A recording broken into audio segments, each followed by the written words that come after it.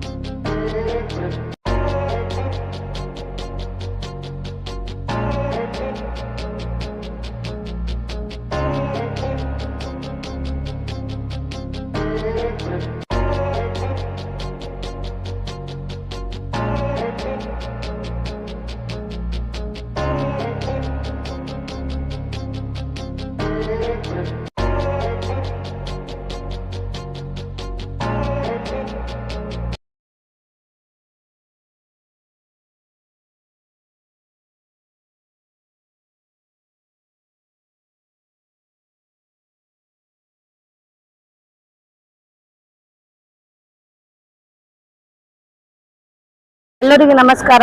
ಜಿಲ್ಲಾ ಕನ್ನಡ ಸಾಹಿತ್ಯ ಪರಿಷತ್ತು ಕಲಬುರಗಿ ನಲ್ಲಿ ಇವತ್ತು ಕಿತ್ತೂರು ರಾಣಿ ಚೆನ್ನಮ್ಮ ಜಯಂತಿಯನ್ನು ಆಚರಣೆ ಮಾಡಲಾಯಿತು. ಕಿತ್ತೂರು ರಾಣಿ ಚೆನ್ನಮ್ಮ ಜಯಂತಿಯಲ್ಲಿ ವೀರ ಸ್ತ್ರೀಯನ್ನು ಅನ್ನೋದು ಒಂದು ಪ್ರಶಸ್ತಿ ಪ್ರೋಗ್ರಾಮನ್ನು ಇಟ್ಕೊಂಡಿದ್ದರು. ಅದರೊಳಗೆ 8 ಜನ ಮಹಿಳೆಯರಿಗೂ ಪ್ರಶಸ್ತಿ ಪ್ರದಾನ ಮಾಡಿದ್ದಾರೆ.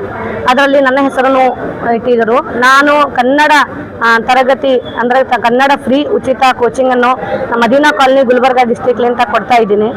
ಬಡ ಮಕ್ಕಳೇನು ಕನ್ನಡ ಕಲಿಯಲು ಅಥವಾ ಕೋಚಿಂಗ್ ತಗೊಳ್ಳಿಕ್ಕೆ ಅವರಿಗೆ ಹಣಮೂಲ ಇಲ್ಲದ ಮಕ್ಕಳಿಗೆ ನಾನು ಉಚಿತವಾಗಿ ಕನ್ನಡ ಕ್ಲಾಸ್ ಅನ್ನು ತಗೋತಾ ಇದ್ದೀನಿ. ಅದನ್ನು ನೋಡಿ ನಮ್ಮ ಅಧ್ಯಕ್ಷರಾದ ಕನ್ನಡ ಸಾಹಿತ್ಯ ಅಧ್ಯಕ್ಷರಾದ ವಿಜಯ್ ಕುಮಾರ್ ಮತ್ತು ನಸೀರುದ್ದೀನ್ ಮುತವಲ್ಲಿ ಸರ್ ಅವರು ನೋಡಿ ನನ್ನ ಸಮಾಜ ಸೇವೆ ಮತ್ತು ನನ್ನ ಕನ್ನಡ ಕ್ಲಾಸನ್ನು ನಾನು ಬೋಧನೆ ಮಾಡ್ತಾನೆ ನೋಡಿಕೆಸಿ ನನ್ನನ್ನು ಇಲ್ಲಿ ಕರೆಸಿ ವೀರ ಸ್ತ್ರೀ ಅನ್ನೋದು ಒಂದು ಅವಾರ್ಡನ್ನು ಕೊಟ್ಟಿದ್ದಾರೆ.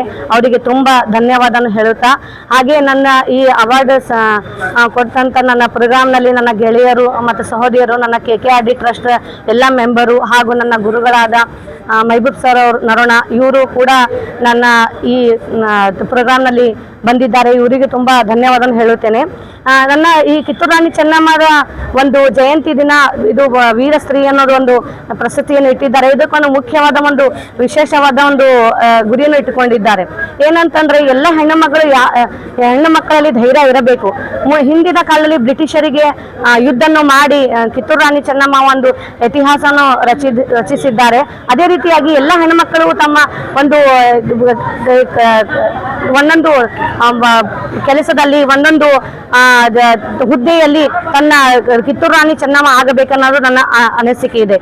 ನಾವು ಒಂದಾಗಿ ಎಲ್ಲ ಜಾತಿಯದವರು ಆಗಿ ಎಲ್ಲ ಧರ್ಮದವರಾಗಿ ನಮ್ಮ ಕನ್ನಡ ಅಭಿಮಾನವನ್ನು ನಮ್ಮ ಮನಸ್ಸಲ್ಲಿ ಇಟ್ಟುಕೊಂಡು ನಾವು ಮುಂದೆ ಇದೇ ರೀತಿಯಾಗಿ ನಾವು ಕೆಲಸ ಮಾಡಬೇಕು. ನಾನು ಇದೇ ರೀತಿಯಾಗಿ ಸಮಾಜ ಸೇವೆಯನ್ನು ಮಾಡ್ಕೋತಾ ಬರುತ್ತೇನೆ ಅಂತ ನನ್ನ ಮಾತನ್ನು ಹೇಳುತ್ತಾ ನಾನು